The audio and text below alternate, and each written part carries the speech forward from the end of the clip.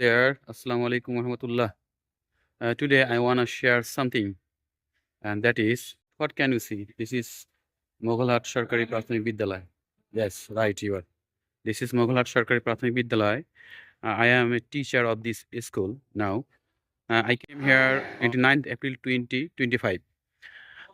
Yes, and I was a teacher at first Bhelabari Government Primary School, which is situated at Bhelabari under Adinbari Upazila. Now I am here, Moghalhat Sarkari Prathamik Vidyalaya. It is under Lalmer Sador. This school is close to my house. I am coming here by my bike, but the speciality is that I was a student of this school, right? And that's why I feel proud. You can see this is a mango tree, right? I used to climb up this tree.